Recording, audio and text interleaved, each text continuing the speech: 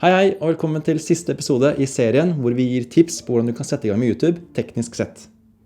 I denne episoden skal vi vise dere etterarbeidet. Ja. Yes, hei Lene. Kan jeg spørre, hva slags type maskin har du? Jeg har en Mac. Mac. Ok, det som er kult med det er at da får du med et gratis redigeringsprogram som heter iMovie. La oss ta en titt på det. Ja, da er vi inne på iMovie, så først skal vi importere videoklippene. Da finner du den mappen hvor du har overført videoklippene dine, og markerer alle sammen ved å holde inne Shift-knappen. Så trykker du på Importer. Når du skal begynne å klippe, trykker du på Create, og så Movie.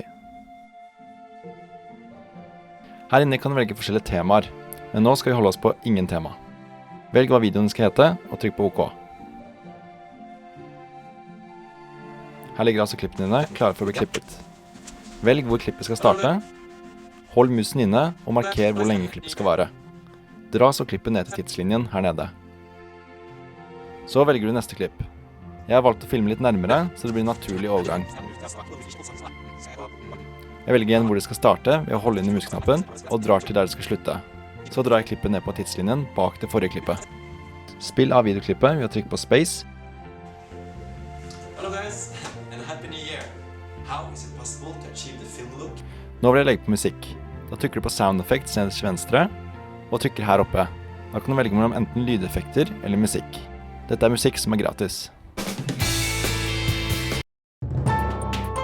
Men siden jeg har vært så heldig å få en kamerat til å lage musikken, så går jeg inn og velger den her. Trykk på Import. Velg sangen ved å dobbeltklikke på den, og dra den ned under videoklippene dine. Husk at det er viktig å bruke musikk som du har rettighetene til. Hello guys, and happy new year. How is it possible to achieve the film look outside? YouTube har masse musikk du kan bruke gratis. Det samme har iMovie. Hvis du synes musikken blir for høy i forhold til stemmen din, kan du justere musikken ned ved å dra i den streken her, og justere lyden din opp ved å dra i streken her. Hvis du vil ha en intro-titel, kan du trykke her, og velge mellom mange forskjellige typer. La oss ta denne. Dra den ned på tidslinja. Dobbeltklikk på den, og velg hva du skal skrive. Det ser bra ut. Hvis du vil at musikken skal begynne når tittelen kommer, dra musikken til venstre.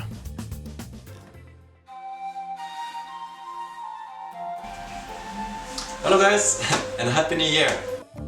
Hvis du vil at musikken skal endre lydstyrke gradvis, kan du velge hvor dette skal skje, holde inne Alt-knappen og trykke på streken. Så velger du sluttpunktet for endringen, holder inne Alt og trykker på streken igjen. Så kan du justere dem opp og ned.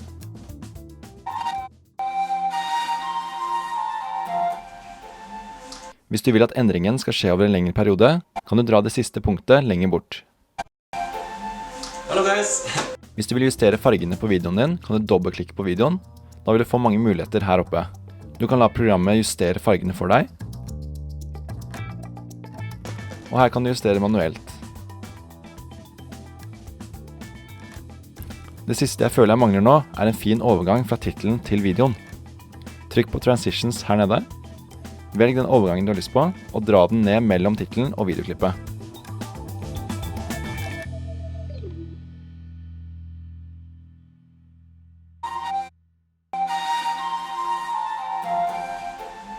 Hello guys, and happy new year. Hvis du bruker en ekstern opptaker, slik vi anbefaler, så må du importere lyden for seg selv. Trykk på Import. Finn mappen med lyden du har overført. Velg av lyden ved å holde inne Shift, og trykk Import. Siden lyd og bilde er tatt opp på sine egne opptakere, er det viktig at du får synkronisert riktig video til riktig lyd. Derfor har jeg vist kamera hvilken tagning vi har, og klapper etterpå. Grunnen til at jeg klapper skal jeg vise deg nå.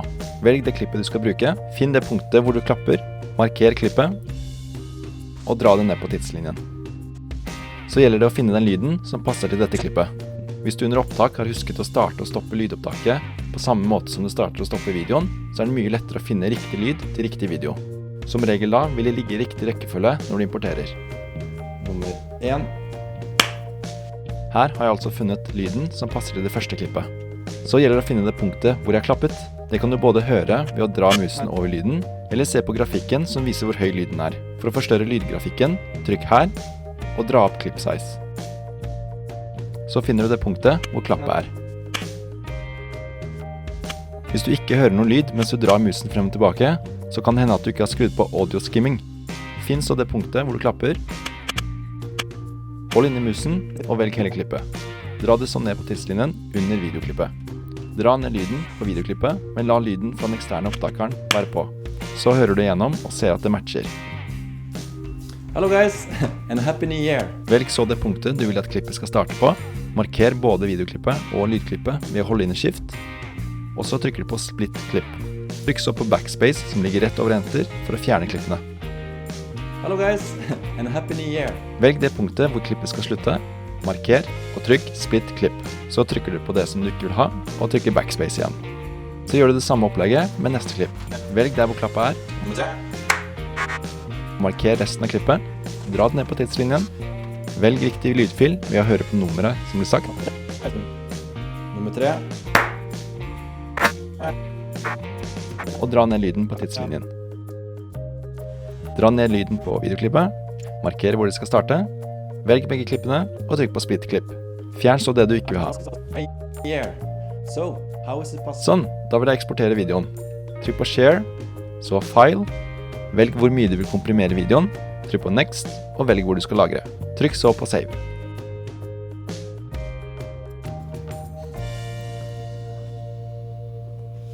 Yes, da er vi inne på Windows Movie Maker. Det er ikke alltid dette programmet er ferdig installert på PC-en din, men du kan enkelt og gratis laste det ned fra Windows sine sider. Det du ser nå er hovedsiden, hvor du har oversikt over de viktigste funksjonene. Det første du må gjøre er å importere klippet ditt ved å klikke her. Så velger du klippet ditt. Som du ser, dukker det da opp her til høyre.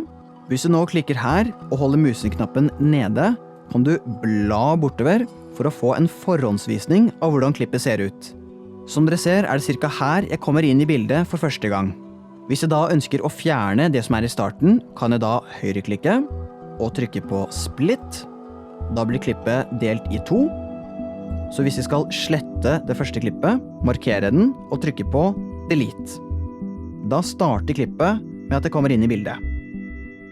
Så kan jeg se cirka hvor jeg slutter å snakke, her omtrent, og så gjør det samme med å høyreklikke, splitte og delete.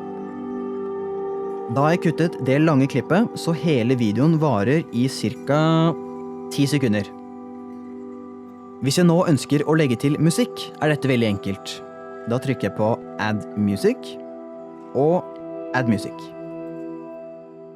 Her har jeg allerede valgt et klipp fra YouTube sitt musikkbibliotek. Da vet jeg at jeg har rettighetene til å bruke det.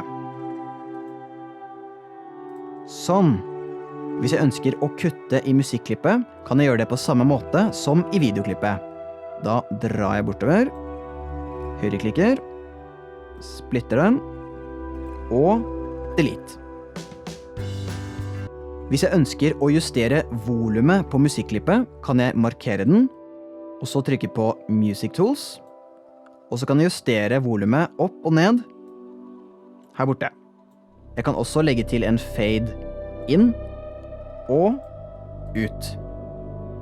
Hvis jeg nå ønsker å legge til tekst, kan jeg gå tilbake til hovedsiden og trykke på Title, så kan jeg skrive den titelen jeg ønsker. Som dere ser har det blitt dannet et sort klipp på 7 sekunder. Hvis jeg ønsker å justere dette, kan jeg dobbeltklikke, og så trykke på Duration, og for eksempel 2 sekunder. Hvis jeg nå ønsker å legge til en overgang, så det ikke går brått fra sort og over til klippet, så går jeg tilbake til hjemmesiden, og trykker på for eksempel Fade. Da fader den ut fra det sorte og inn i klippet. I forhold til spesialeffekter og fargejusteringer er det ikke så veldig mye du kan gjøre i Movie Maker. Hvis du trykker på Visual Effects, så ligger det noen ferdiglagde filtre med noen heftige farger og sort-hvitt og så videre. Og så kan du justere på lysstyrken. Bortsett fra det, så er det ikke så veldig mye du kan gjøre. Når du så er ferdig med å redigere og skal eksportere videoen din, kan du klikke tilbake til hovedsiden, og så på Save Movie.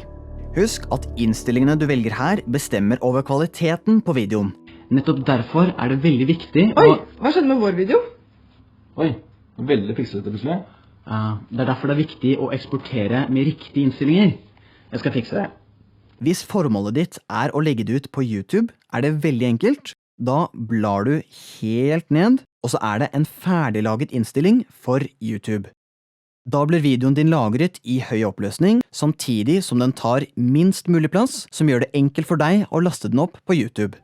Så kaller du den en titel, og save. Sånn, der ja. Supert. Og med det sier vi tusen takk for oss. Og husk at så lenge du er kreativ, så kan du få til alt mulig rart uten å kjøpe dyrt utstyr. Nå er det bare én ting som gjenstår. Og det er å lage masse videoer. Kan jeg linke til kanalen min nå? Ja, hvis du lover å abonnere på oss. Ja, så lenge dere abonnerer på meg. Ja, ok, hva handler det om da? Sminke. Ja, vi får gjøre det, Eskil. Ok da. Ok, ha det bra. Ha det. Ha det.